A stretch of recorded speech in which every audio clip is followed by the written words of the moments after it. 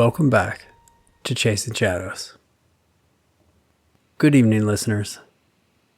Welcome to a special episode where the lights are low, the shadows are long, and the stories, well, they're the kind that make your heart race and puts a lump in your throat. Tonight, it's just you, me, and 3 tales so chilling they'll linger in your mind long after the final word. These stories aren't for the faint of heart. They are for those who dare to listen in the dark.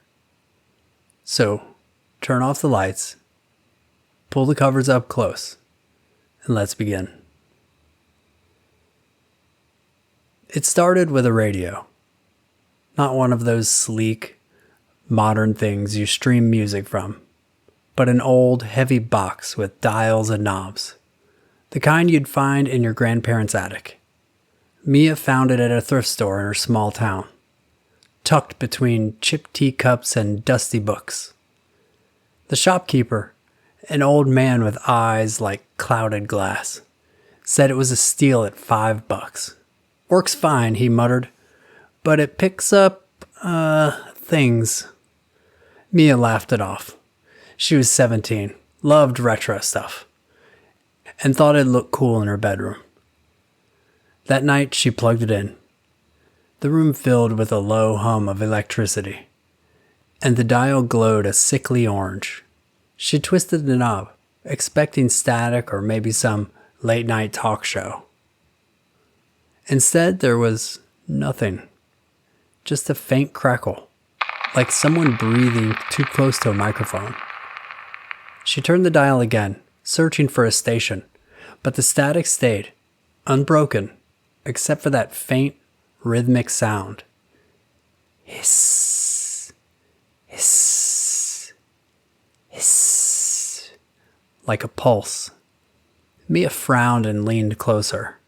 The static seemed to shift, almost as if it were listening. Then, clear as day, a voice whispered through the speakers. Mia. She froze. Her name, spoken in a low, raspy tone, like someone trying to speak through a throat full of gravel. She yanked the plug from the wall, and the radio went dead. Her heart pounded so hard, she thought it might burst. She told herself it was a prank. Maybe a neighbor's signal bleeding through. But deep down, she knew no one in her tiny town knew how to hack a radio. The next night, curiosity got the better of her. She plugged it back in, promising herself she'd turn it off at the first sign of anything weird. The static returned, louder this time, like a swarm of insects buzzing inside the speaker. She turned the dial slowly, her fingers trembling. The static pulsed, and then, Mia, why did you leave me? She screamed and knocked the radio off her desk. It hit the floor but didn't break, and the static kept going, even though the plug was halfway out of the socket. The voice came again, clearer now, laced with anger. You left me in the dark. Mia's mind raced. She hadn't left anyone. She lived alone with her mom, who was working the night shift. She tried to unplug it completely, but the cord felt hot, almost alive, slithering under her touch. The static grew louder, filling the room, and the voice began to chant her name over and over, each repetition more desperate, more accusing. Mia, Mia, Mia. She grabbed a hammer from her dad's old toolbox and smashed the radio, shattering the plastic casing. The static stopped. The silence filled the room, heavy and oppressive. She sat there panting, staring at the broken pieces. That's when she noticed something inside the radio. A small yellowed photograph, half burned, tucked between the wires. It showed a girl who looked eerily like Mia, standing in front of a house that looked exactly like hers. On the back, in shaky handwriting, was a single word: forgotten. Mia burned the photo that night, buried the radio pieces in the backyard, and never told anyone.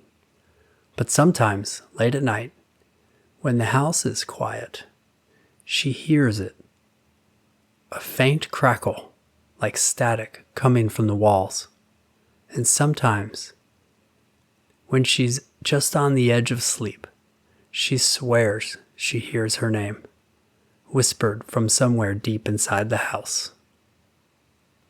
Listeners, some things don't stay buried forever. Let's move on to our next tale.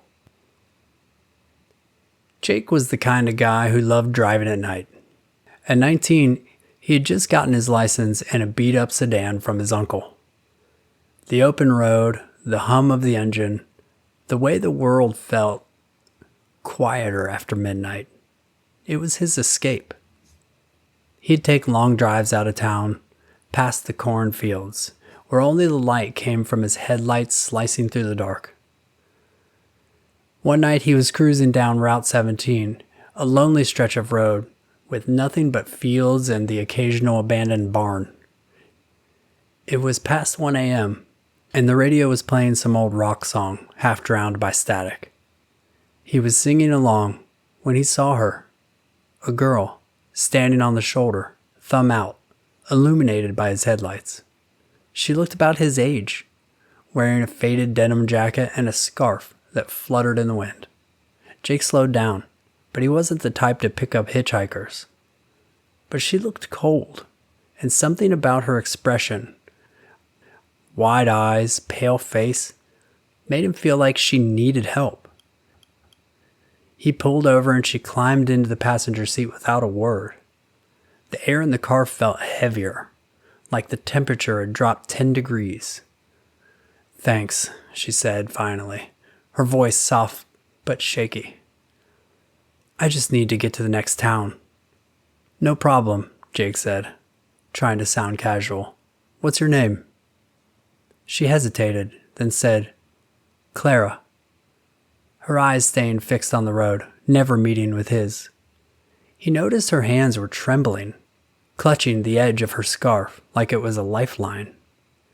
They drove in silence for a while, the radio cutting in and out. Jake tried to make small talk, but Clara's answers were short. "Where are you headed?" he asked. "Home," she said, and her voice cracked, like she was holding back tears. Jake's stomach twisted. Something felt off, but he couldn't place it. The road seemed to stretch on forever, the mile markers blurring together. He glanced at the clock, 1:45 a.m. But when he looked again a few minutes later, it still read 1:45. "You okay?" he asked, his voice tighter than it meant to be. Clara didn't answer. Instead, she turned to him, and for the first time, he saw her eyes clearly in the dim light. They were wrong. Too dark, too deep, like staring into a well with no bottom.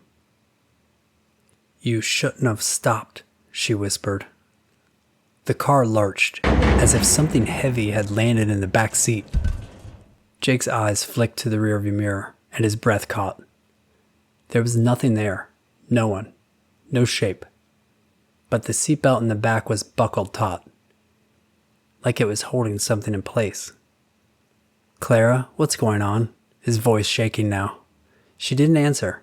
Instead, she reached out and touched his arm, her fingers ice cold through his jacket. The radio screamed a burst of static so loud it hurt his ears, and then it spoke, in a voice that wasn't Clara's. "Keep driving." Jake slammed on the brakes, the car skidding to a stop. He turned to Clara, but the passenger seat was empty. The scarf was still there, draped across the seat, but she was gone. The air in the car was freezing, and his breath came out in clouds. He heard it then, a low, guttural laugh in the back seat.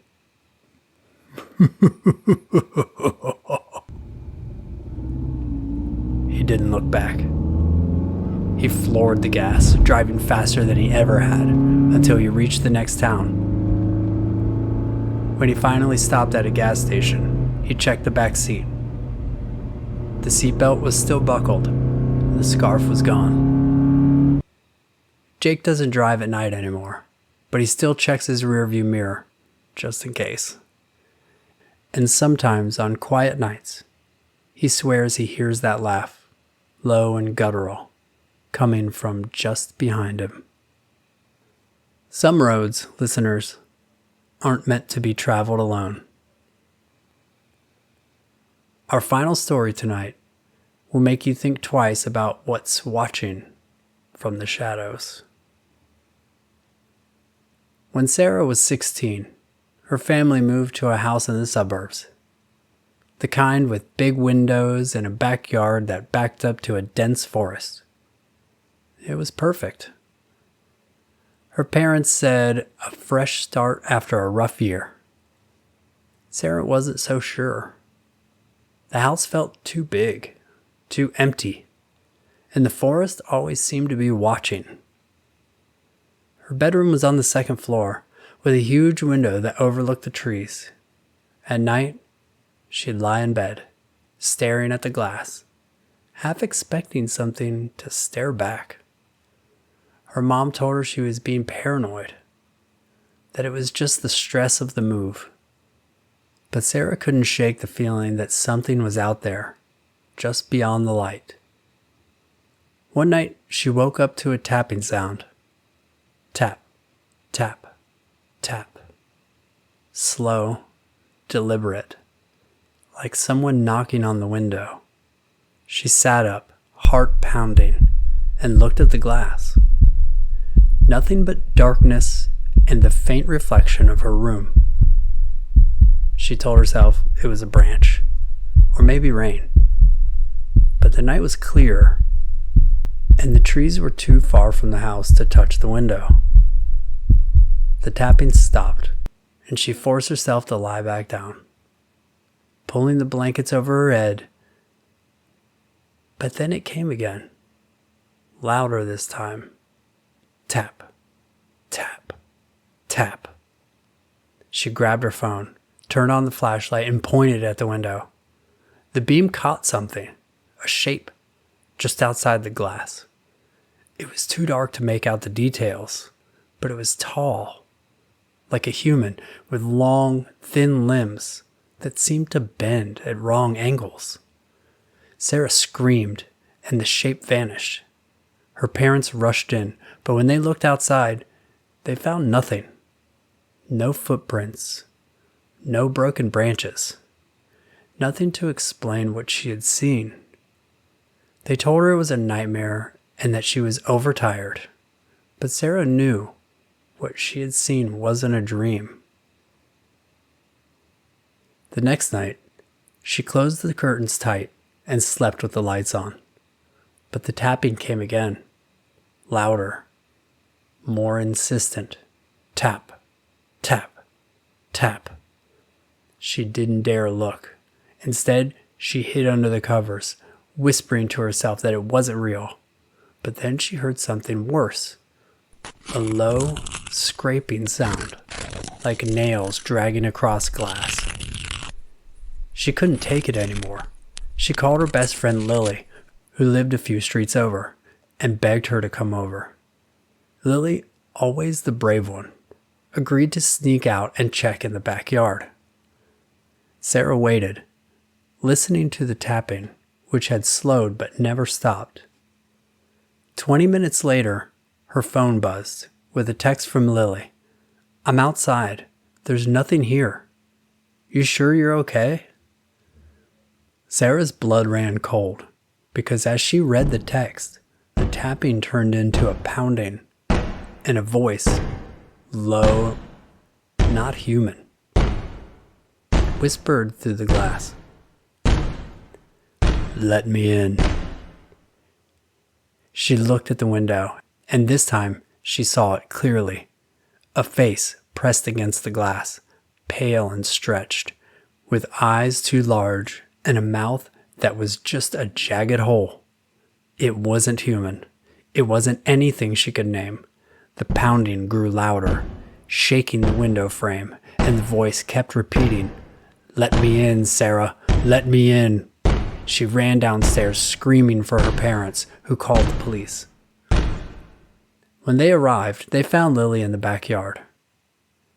Her phone clutched in her hand and the screen cracked. There were no footprints, no sign of anyone else. But the window in Sarah's room was covered in long, deep scratches, as if something had tried to claw its way inside. Sarah's family moved a month later. And there you have it. 3 stories to haunt your nights and make you question every shadow, every sound. If you're listening in the dark, I hope you're not alone. Well, maybe I hope that you are. Sleep well if you can. Until the next time. But before I go, a word of advice. If you hear a tap at your window tonight, don't look.